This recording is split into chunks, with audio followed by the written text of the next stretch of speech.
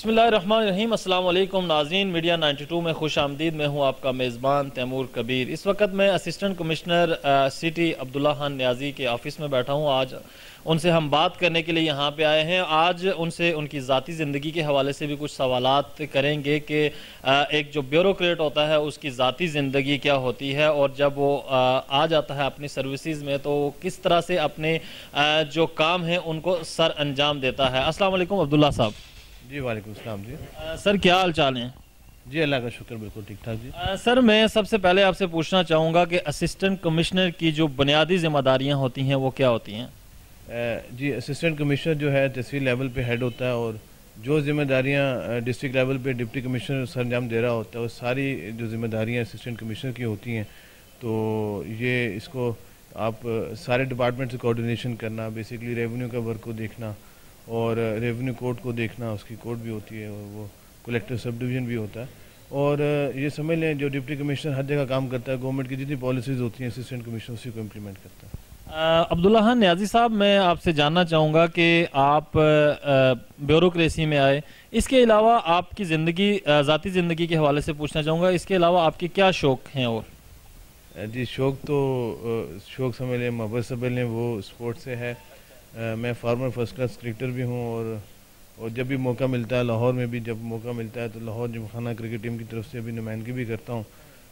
تو کرکٹ کھیلنا اور دیکھنا اور اسپورٹس مین سے ملاقات کرنا اور اسپورٹس مین کے ساتھ وقت گزارنا،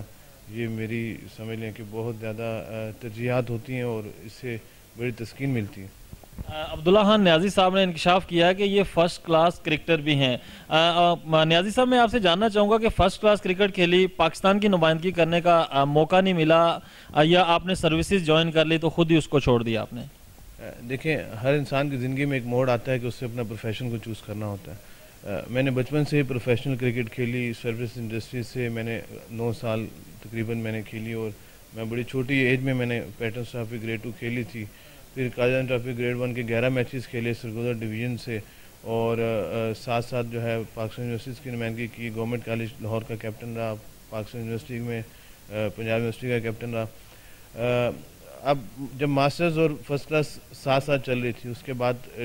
آپ نے ڈیسیژن لینا تھا، تو میرا اپنا ڈیسیژن تھا کہ میں کمپٹیشن کے ایگزام میں تیاری کروں، ساتھ ساتھ پڑھائی میں بھی، میں ماسٹرز میں بھی میری پورے پنجاب میں ایم ایس سی اکنامکس میں نے 4th پوزیشن حاصل کی، ساتھ ساتھ میں فرسٹ کلاس کرکٹ بھی کھیل رہا تھا۔ تو میں نے ایک طرح کا بیلنس کریٹ کیا ہوا تھا اپنی زندگی میں، اور لیکن آگے کرکٹ اگر پروفیشنل کھیلنی تھی تو اس طرح ڈیورٹ ہونا تھا، پڑھائی کرنی تھی تو اس سے ڈیورٹ ہونا تھا، تو اپنی فیملی بیک ریکارڈ اچھا نہیں ہے، اور ابھی ہماری جو بیٹنگ لائن اپ ہے میں سمجھتا ہوں ایکسپیرینس کی کمی بھی ہے، ٹیسٹ میں خاص طور پہ ایکسپیرینس کی کمی بھی ہے، اور وہاں سیم وکٹوں پہ کھیلنا تجربہ چاہیے اس کے لیے، اور کیونکہ ہم زیادہ تر ہم نے کرکٹ یو اے میں کھیلی ہے، یا پاکستان میں یا سیم کنڈیشنز کم ہوتی ہیں، تو ایک بہت بڑا چیلنج ہے۔ میں سمجھتا ہوں نیک دعائیں پاکستان کرکٹ ٹیم کو ہے کہ وہ بہتر کر سکے، لیکن جس طرح ساری سپورٹس کا حال ہے، کرکٹ میں بھی ہم کافی ڈکلائن میں جا چکے ہیں۔ ایک وقت میں ہمارا عروج تھا، ہم لوگ ہینڈل کرتے تھے، اب ہماری کرکٹ ٹیم کی وہ کیپیسٹی میرے خیال میں نہیں ہے۔ ایون ہم ڈومیسٹک کرکٹ دیکھتے ہیں، کلب کرکٹ جب میں کھیلتا تھا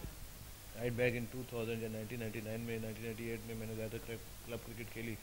اور پھر جاب میں آنے کے بعد ابھی لاہور جمخانہ سے کرکٹ دوبارہ کلب کرکٹ سٹارٹ کی 2014 میں 2013 میں، بھی 5 سال ہو گئے ہیں کھیلتے ہوئے۔ تو جب میں وہ کمپیئر کرتا ہوں پرانی کلب کرکٹ کے معیار کو اور آج کے کلب کرکٹ کے معیار کو، تو بہت فرق آ چکا ہے، بہت ڈکلائن ہو چکا ہے۔ شاذ نادر کو ہمیں فاسٹ بالر اچھا ملتا ہے، کوئی اچھا اسپنر ملتا ہے، تو بہرحال اس کے بہت ساری وجوہات ہیں، اس پہ زیادہ ڈسکشن کبھی کہیں گے تو کر لیں گے، لیکن بینگ پاکستانی خواہش ہے کہ کرکٹ ٹیم جو اچھا پرفارم کرے۔ انگلینڈ نے مات دے کے آیا خاص طور پہ ٹیسٹ کرکٹ میں، لیکن بظاہر جو ہے خائف ہے، اور اگر دل سے کہتے ہیں تو کہتے ہیں پاکستان زندہ باد، دماغ سے کہتے ہیں تو کہتے ہیں بہت محنت کرنی پڑی۔ سر میں اس کے علاوہ آپ نے کہا کہ یہ ایک علیحدہ ڈیبیٹ ہے کہ کس طرح وہ اتنے زیادہ سسٹم ہمارا چینج ہو گیا۔ وکٹ کیپنگ کے شعبے میں میں بات کرنا چاہوں گا کہ سرفراز احمد کپتان بھی ہیں، لیکن وہ وکٹ کیپنگ بھی اچھی نہیں کر رہے، اور ان کی